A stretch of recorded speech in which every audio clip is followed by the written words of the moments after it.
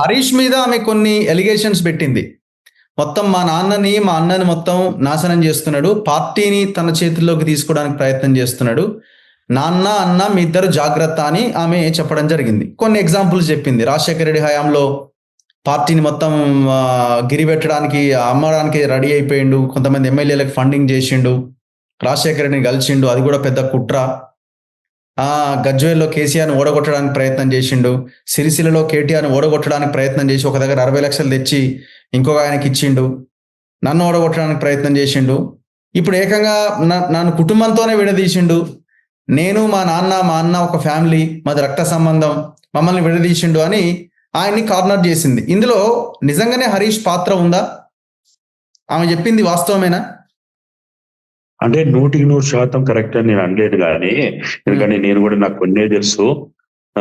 ఈ latest developments ఏవైతే చెప్పిందో, ఏది 60 లక్షలు ఇచ్చిండు ఫలానా చోట గజ్వేల్లో ఓడగొట్టడానికి, లేకపోతే ఇంకోటి అది తెలియదు. కానీ మొత్తానికి అయితే ఆమె చెప్పిన విషయాల్లో ఒకటి, మెగా కృష్ణారెడ్డికి సంబంధించి, కాళేశ్వరం సంబంధించి అవినీతి విషయంలో ఆమె దగ్గర ఉన్న ఇన్ఫర్మేషన్ అంతా కరెక్టే.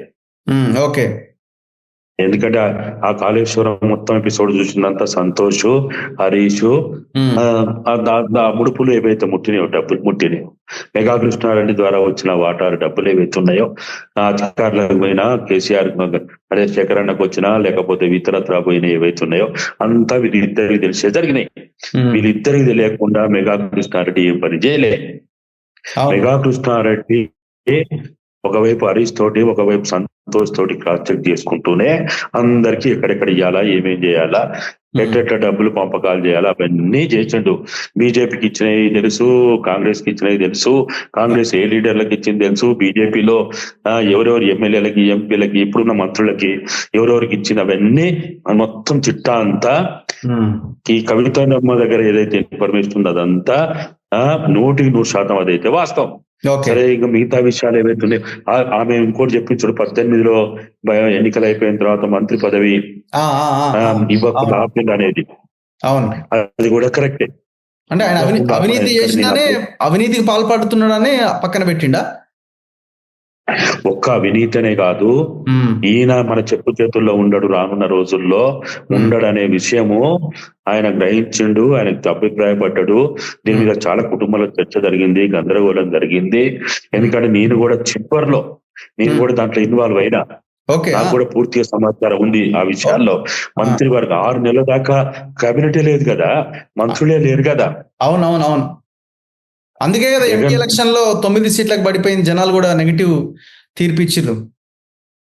2019లో ఆంధ్రప్రదేశ్ లో ఎన్నికలైన తర్వాత జగన్మోహన్ రెడ్డి ప్రమాణ స్వీకారానికి వీళ్ళు స్పెషల్ ఫ్లైట్ లో విజయవాడకు పోయి రిటర్న్ వస్తున్నప్పుడు ఫ్లైట్ లో కూడా గొడవ జరిగింది. ఇది కేటీఆర్ ఫైనల్ గా వార్నింగ్ ఇచ్చిండు.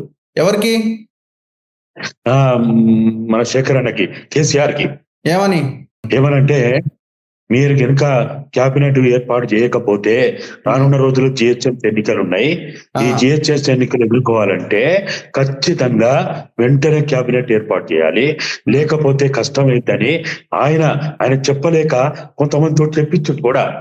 నేను ఇప్పుడు వాళ్ళ పేరు చెప్పగానే వాళ్ళతో కూడా చెప్పించాడు. గొడవైందా? ఫ్లైట్ లోనే గొడవైందా? ఫ్లైట్ లోనే గొడవైంది. కాబట్టి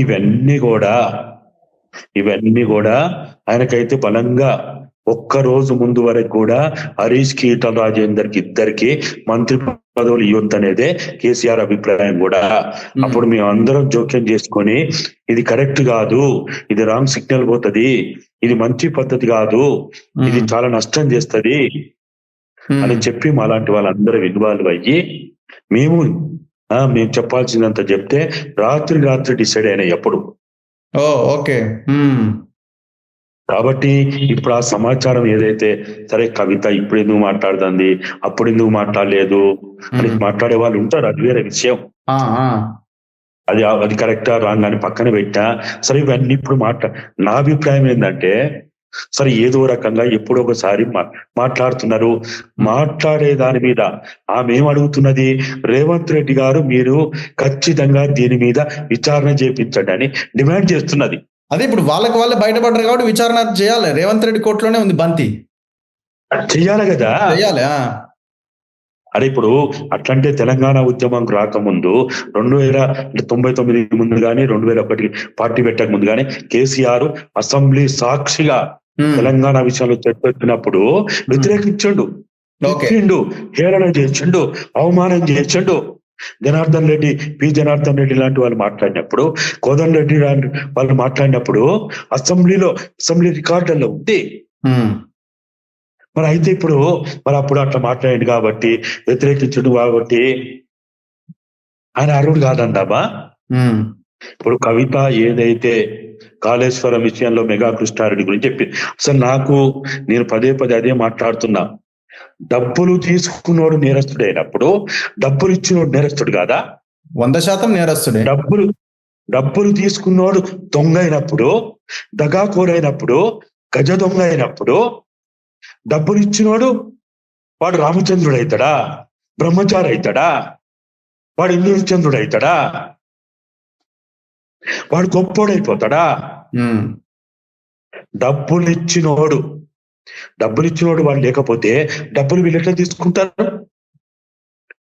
1,45,000 కోట్ల కాళేశ్వరం పెట్టిన డబ్బుల్లోంచి ఇప్పుడు ఏదైతే అందరూ అంటున్నారో 10,000 కోట్లు, 20,000 కోట్లు, 30,000 కోట్లు, కొంతమంది అయితే ఏకంగా 1,00,000 కోట్లు అంటున్నారో, అది ఏదన్నా కానీ ఆ డబ్బులు ఎవరి నుంచి పోయినాయి? మెగా కృష్ణారెడ్డి నుంచి పోయినాయి. అది కాంగ్రెస్ పోయినా, బీజేపీ పోయినా, అది హరీష్ పోయినా, సంతోష్ పోయినా, రాజశేఖర్ అన్నకి, కేసీఆర్ పోయినా, ఎవరికి పోయినా పోయింది ఎవరి నుంచి? మెగా కృష్ణారెడ్డి నుంచి. మెగా కృష్ణారెడ్డి మీద ఎందుకు విచారణ చేయరు? అవును, అది కవిత ఈ రోజు డిమాండ్ చేస్తున్నది. ఇప్పుడు కవిత గొప్పది, మంచిది, ఆమె మంచిది ఇంకోటి లేదు అని ఎవ్వరికి, నాలాంటి వానికి అయితే అసలు అభిప్రాయం లేదు. ఆమె కూడా బాగానే సంపాదించింది కదా, ఆమె కూడా భూములు ఉన్నాయి, ఆమె కథ వ్యవహారం చాలా పెద్ద ఎత్తున ఆమె వాటా ఆమె సంపాదించుకున్నది కదా, లేదనడానికి కూడా ఏం లేదు. అసలు కవిత గురించి చర్చ, కవిత మంచిదనో చెడ్డదనో చర్చ కాదు. వాళ్ళు ఆల్రెడీ ప్రజలు తీర్పిచ్చిండ్రు. ఆల్రెడీ వీళ్ళు పనికిరారు, దేనికి పనికిరారు, వీళ్ళు ఈ తెలంగాణ ఉద్యమాన్ని వాడుకున్నారు, ఉపయోగించుకున్నారు, సెంటిమెంట్ని వాడుకున్నారు, మా ప్రాణాలతో జీవితాలతో చెలగాట మాటిందని వాళ్ళని పక్కన పెట్టిండ్రు. ప్రజల నుంచి తిరస్కరించబడ్డారు, వాళ్ళని పక్కన పెడదాం. కానీ జరిగినటువంటి అంశాలని బయటికి తెచ్చినప్పుడు మనకు కావాల్సింది కవిత మంచిదా చెడ్డదా కాదు, అంశాలు ముఖ్యం. ఇక్కడ ఓకే, ఆ లేవనెత్తుతున్న అంశాలు ముఖ్యం. ఆ లేవనెత్తుతున్న అంశాలని మనం బేస్ చేసుకొని కవితమ్మకు కానీ, మనం ఇవాళ ఎవరైతే మాట్లాడుతున్నారో, నేను కవిత కూడా మన తొలి వెలుగు ద్వారా నేను డిమాండ్ చేస్తున్నా, అమ్మ నువ్వు మాట్లాడినావు కదా, ఈడీకో కంప్లైంట్ ఇయ్యి, సిబిఐకి ఒక కంప్లైంట్ ఇయ్యి, ఎస్సీబీ కంప్లైంట్ ఇయ్యి, లేకపోతే పోలీస్ స్టేషన్ లో పోయి కంప్లైంట్ చేయి, కోర్టులో ఒక పిటిషన్ అయ్యి. మీరు ఎందుకు కంప్లైంట్ చేస్తలేరు?